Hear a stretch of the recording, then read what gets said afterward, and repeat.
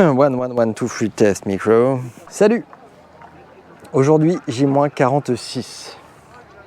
Aujourd'hui, c'était une super journée, on a fait plein de trucs et je vais essayer de vous raconter un peu ce qu'on a fait. On s'est levé ce matin, on allait boire un café. Colombe est parti à la mairie de Sauzon pour présenter notre équipe et expliquer qu'on allait faire un tournage, commencer à demander des autorisations de tournage dans la rue et puis voir si on pouvait avoir un soutien, bref, pour faire connaissance. Et après, on avait rendez-vous à 10h30 avec les personnes qui gèrent le site du phare de Cardonis. Le phare de Cardonis, je vous en ai parlé plusieurs fois, c'est un décor qui est super important pour nous parce que c'est la maison de Léonard qui est le personnage principal de mon film. C'est un décor qu'on a repéré au mois de mai quand on est venu pour nos premiers repérages et on a pris contact avec les gens qui géraient et on avait rendez-vous donc aujourd'hui avec les responsables qui devaient venir nous faire visiter l'intérieur du phare, les escaliers, l'extérieur et puis pour discuter avec eux. Donc 10h30 on était à Palais et on les a récupérés, ils venaient d'arriver par bateau parce qu'ils venaient du continent et là on est partis tous ensemble dans ma voiture direction le phare de Cardonis. Le phare de Cardonis il est tout au sud de l'île donc on a pris une jolie route côtière et d'ailleurs ça me donne pas mal d'idées pour les séquences de voitures qui roulent, c'est vraiment un endroit où la route est très très belle à Belle-Île. On est arrivé au phare et là ils nous ont montré l'intérieur, on a pu faire le tour, ils nous ont expliqué l'histoire du phare, on a parlé des conventions, on a passé pas mal de temps avec eux et c'était vraiment un moment assez intéressant et on est content parce que donc c'est vraiment sûr, on va avoir l'autorisation de tourner dans ce phare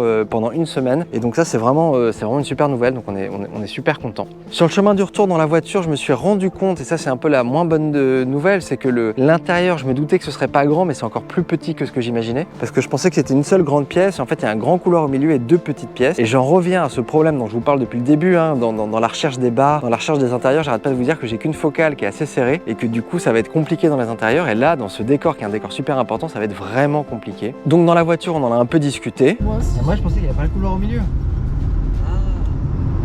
Et déjà je trouve ça petit.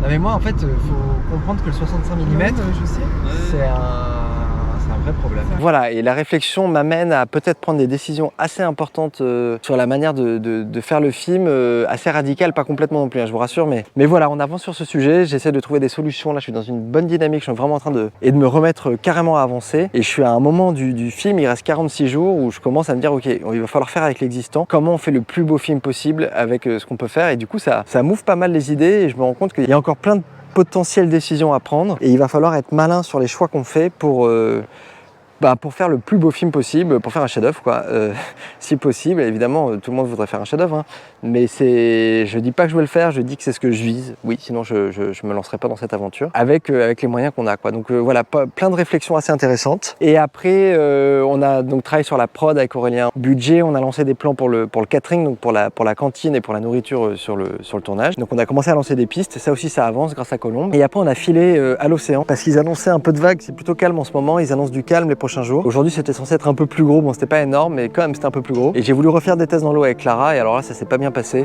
L'eau était froide, il y avait plein de monde et on s'est pris quelques vagues un peu méchantes dans la tête même si c'était pas très haut. C'était pas confortable, Clara a bu la tasse, enfin bref on a fait 10 minutes d'essai. C'était pas concluant mais c'est assez intéressant parce que on avait fait des tests que je vous ai montré il y a 3 jours dans 40 cm d'eau et c'est quand même déjà assez impressionnant. Et en fait en augmentant la taille des vagues ça se voit pas tant à l'image, sauf qu'on filme pas bien, qu'on n'est pas bien, qu'on est beaucoup moins libre de faire des plans. Donc c'est assez intéressant pour le futur de me dire peut-être il va falloir chercher pas forcément du très gros mauvais temps pour faire la tempête mais plutôt un entre-deux plutôt calme pour qu'on puisse être à l'aise et faire les plans qu'on veut. Et sur la plage, le maître nageur qui surveillait c'était le maître nageur avec qui je suis en contact, qui est un mec super, Gwen, qui s'est vraiment proposé de nous aider et qui devrait m'amener nager peut-être cette semaine ou la semaine prochaine dans des endroits, dans des rochers qui sont assez beaux. Donc il va peut-être m'amener nager à des endroits pour me montrer ce qui est dangereux, pas dangereux, là on pourrait tourner. Bref, trop bien. Je tourne ce vlog un peu plus tôt que d'habitude, enfin le soleil se couche là mais il n'est pas minuit, ce qui me permet de vous raconter un peu tout ça. Et là on va aller boire un verre au NBA qui est un bar potentiel décor et on va essayer d'en profiter pour leur demander l'autorisation.